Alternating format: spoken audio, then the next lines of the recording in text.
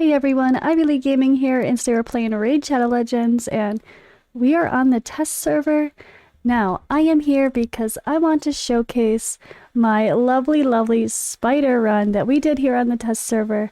We did it with 60 frames per second live, but I'll do it with unlimited here for sake of fun and this video showcasing the comp. But before I destroy my spider team, because I want to make a nice arena team for the guys to go against for faction games, I wanted to showcase this run. So if you guys missed it, Faction Games Deadwood Jedi is hosting faction games with 9 content creators, including myself.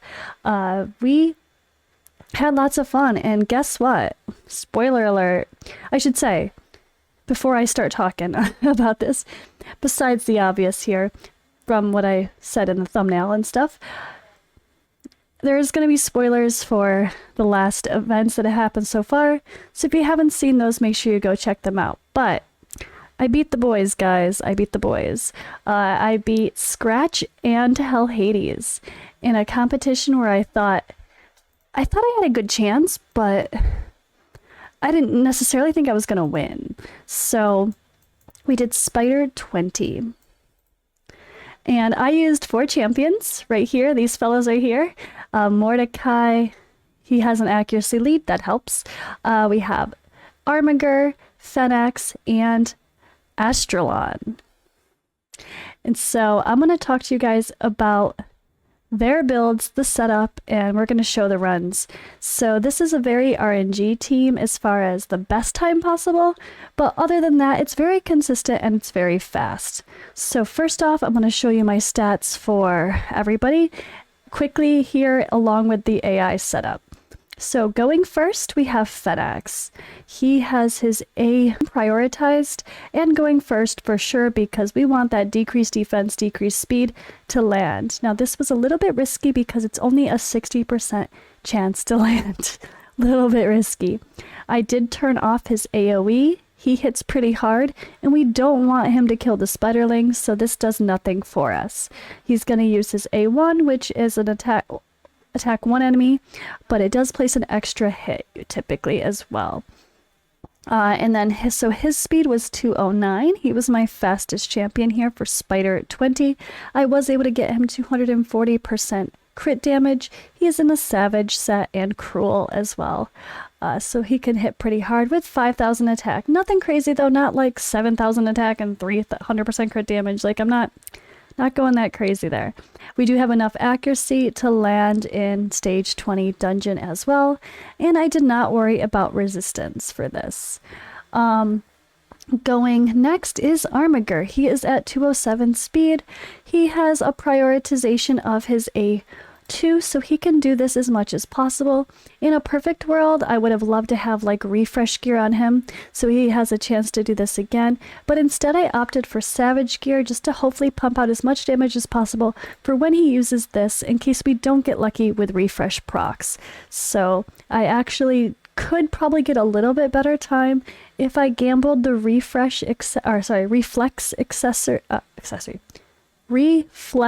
gear, the artifacts, and some refresh accessories. We could have some better luck with this comp. Unfortunately for me, I only have 1 refresh accessory for all of Sacred Order, and that is actually, I believe, on my Astralon, for sake of just for sake of having a chance to proc his stun again. But yeah, Armiger, I do have him built for damage. I think he's in a lethal set, just like Savage.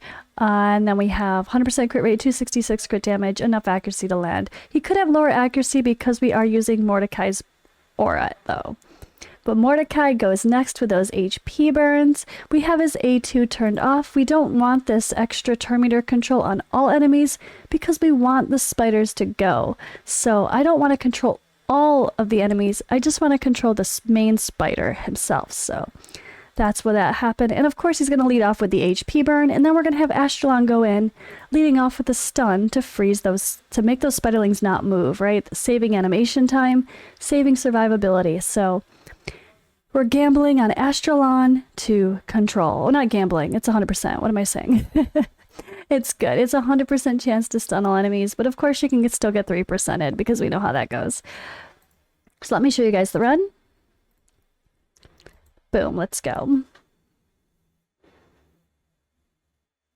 So Fenix is over here behind me. Maybe I will shrink myself down for these so you guys aren't missing anything. Boom, they got lucky. Fenix. Why does it seem really slow? It's weird. It doesn't feel like unlimited. Oh, it's on 1x speed. Why does it feel really slow? 1x speed was on. Oh my god. Well, that explains that. But at least you guys got to see the setup, right? You got to see the setup. I'm going to show you guys again, though. Don't worry, we'll show you again. That was on half 1x speed for that run, so you could see it's fast. Let's try that again, not on 1x speed. Let's try 2x speed.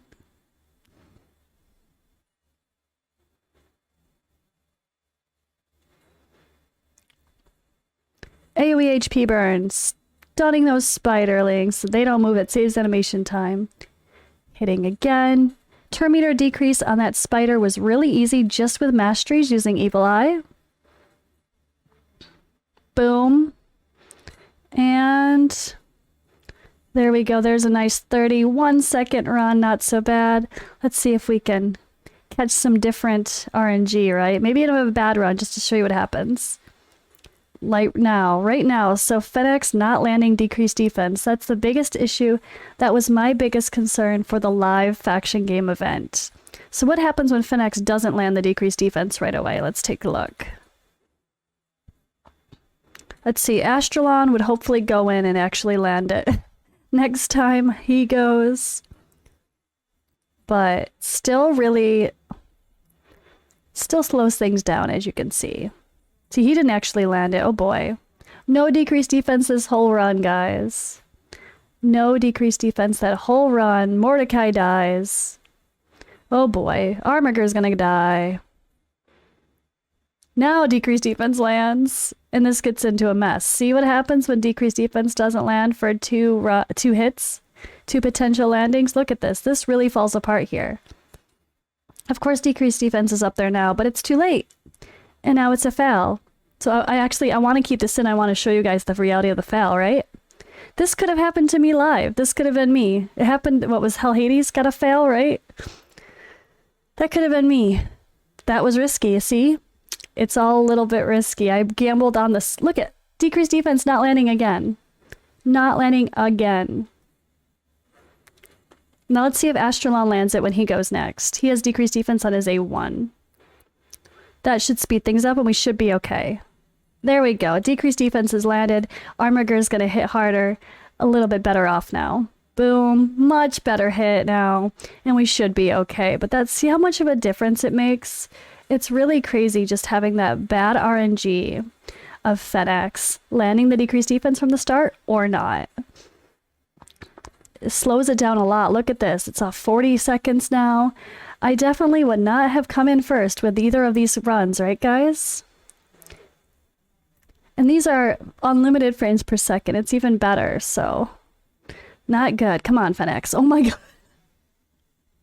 Fenix is just like, nope, for sake of your video, I am not landing decreased defense.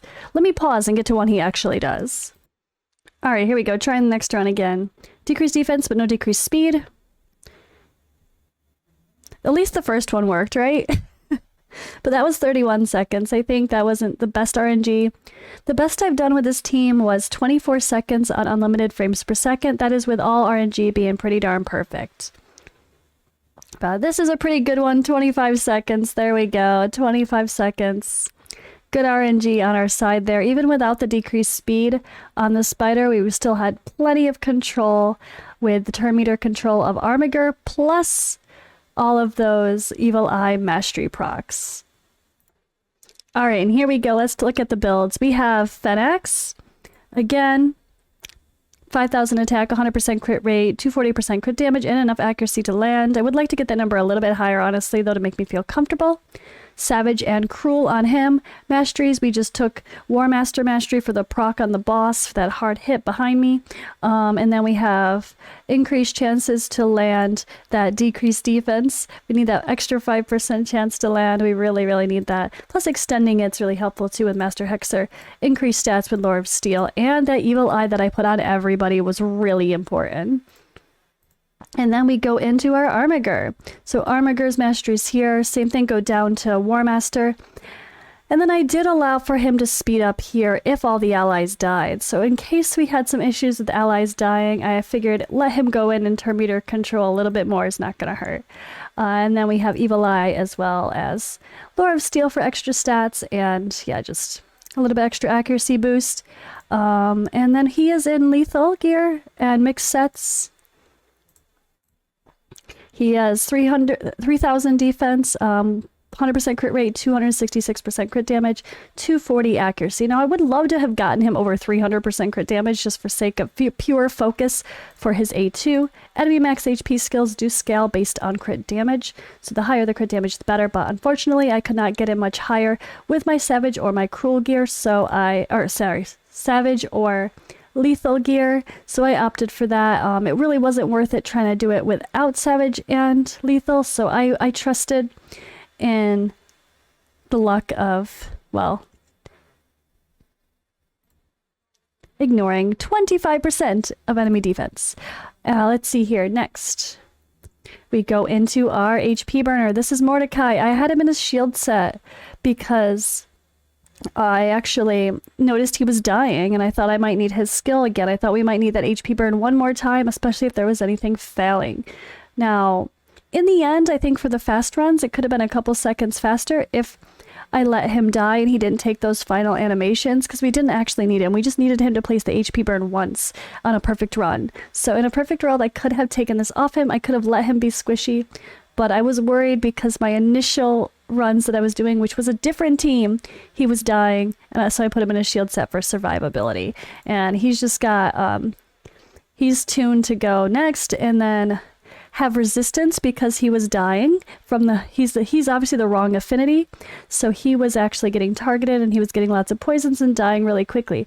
I should have let that happen. In a perfect world, it would have been fine, but honestly, in a perfect world, he doesn't get attacked because the HP burns land, then the stuns land, everything ticks, and then ideally, very perfect world, Astralon procs those refresh and gets to use the stun again, but that's some RNG right there. So Mordecai is really wonderful for this because he has a AoE place of an HP burn. That means you don't have to worry about hitting, which means you don't have to worry about weak hits. So as long as he has a 100% chance to place, that's it. Easy. Done. No worries there. I think places still can be 3%ed, but at least you cannot get a weak hit, even if you're bad affinity. So that's really, really nice. This is what also makes him amazing for Hydra. So masteries for him, I did have him with more master procs because he does use his A1 a little bit there. And then, of course, here, same thing, Evil Eye for that turn meter on that first hit from the A1, as well as the chance to extend the debuffs and higher chances to land. Although it didn't really matter in this case for that because it books up to 100% anyway. And then last but not least, we have Astralon controlling. So he's not even in full gear. I want him to be the slowest. We put him just barely faster than the Spiderlings at only 153 speed. I could have done the opposite. I could have actually made him really fast to land his decreased defense on his A1 first, and then go again and take a second turn. And the more I think about it, it'd be fun to try. We could have had Astralon go very first, then be over 300 speed and go again last, where he would place his stun on an AoE. And then I might have only been able to do it with 3 champions instead of 4. And I think I could have taken out Fenix completely. That would have been a possibility. That could have been fun and something to experiment with. But some of this stuff I didn't think of till 2 last minute, so it is what it is. But I do have books on that, as you can see here. I do have the books there. And we also had the refresh we had this one refresh accessory I have for all of my Sacred Order here. And I also got the Mastery for a chance for that as well. We used Cycle of Magic for a chance to proc another refresh as well. Cool it down of a random skill. So, unfortunately, it didn't happen every time. But fortunately, it did happen just at the right time for me to actually take that win. So we're down to War Master Mastery behind me here. And then these are very specific just to help get to this and just to help get to these for landing his decreased defense on his A1 and the Evil Eye for turn meter control as well. So I think that's it, right? Whew. That was fun, guys. This was a fun competition. I think in the end, I think like I said, there could have been a little bit of other RNG stuff, like maybe trying to let him die in the end. Maybe Mordecai could have died. It would have been okay, but this is a really fun competition, and I was proud to actually beat the boys, especially such fierce competition like Hell Hades and Skratch. I was expecting Demon Spawn to kill it. I thought him having multiple HP burn options was actually going to be more beneficial, but it turns out my strong hits from Armiger and Skratch's poison explosion from Karam, that was amazing. Those ended up being a bit more beneficial than just the HP burn. Because yeah, if you look at my run, that was a nice run, a little bit slower. But HP burn is up the whole time, so after all the Spiderlings go,